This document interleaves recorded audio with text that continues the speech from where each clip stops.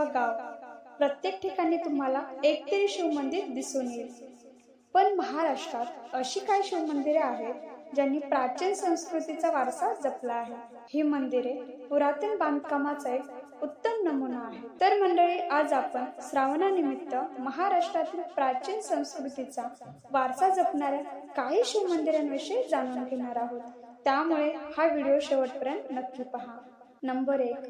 मुंबईमध्ये असलेल्या अनेक शिवमंदिरांपैकी एक रम्य आणि देखणे शिवमंदिर म्हणजे बाबुलनाथ होय. श्रावण महिना, महाशिवरात्र आणि अन्य महत्त्वाच्या धार्मिक दिवशी येथे भाविकांच्या रांगाच रांगा पाहायला मिळतात. मलबार हिलवरी या मंदिरामध्ये जाण्यासाठी पायऱ्या आहेत. तत्पूर्वी मंदिराकडे जाण्यासाठी लागणारे प्रवेशद्वार अतिशय भव्य व सुंदर आहे. काळ्या पाषाणातील या प्रवेशद्वारावर सुंदर नक्षीकाम केलेले आहे. नंबर 2. मुंबई गुजरात महामार्गावर विरार फाटा या ठिकाणी वसलेले शेषनाग महादेव मंदिर. येथे 6 फूट उंचीचे आकर्षक शिवलिंग आहे. मंदिरातील शिवलिंग लहान लहान शिवलिंगांनी चारही बाजूने घेरलेले आहे. माता पार्वती आणि शिव यांची सुंदर मूर्ती येथे पाहायला मिळते. नंबर 3.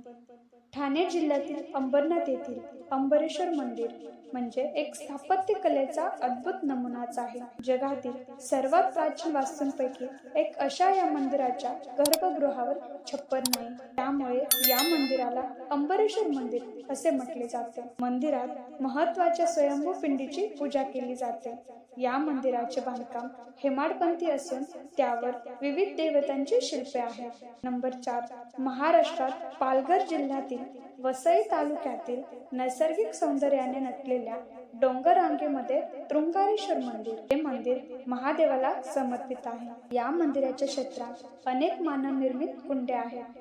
डोंगर रांगेत झाडांच्या गर्द हिरवाईत लपून बसलेले तृंगारेश्वरचे शिवमंदिर प्राचीन असून ते नेहमी शिवभक्तांनी गजबजलेले असते. मंदिराभोवती असलेल्या झाडांची गर्दी पाहिल्यानंतर मन प्रसन्न होते. इथला तृंगारेश्वर धबधबा सुद्धा पाहणे. नंबर 5. महाराष्ट्र जिल्ह्यातील अहमदनगरमधील पाचनाई गावातील गिर्यारोहकांची पंढरी म्हणजे हरिश्चंद्रगडावरील केदारेश्वर मंदिर. या मंदिराजवळ असलेल्या गुहेत साधारण 5 फूट उंचीचे शिवलिंग आहे. तर मंडळी, आज आपण महाराष्ट्रातील काही शिवमंदिरांची माहिती जाणून घेतली आहे. तुम्ही यापैकी कोणत्या शिवमंदिराला भेट दिली आहे हे आम्हाला कमेंट करून नक्की सांगा.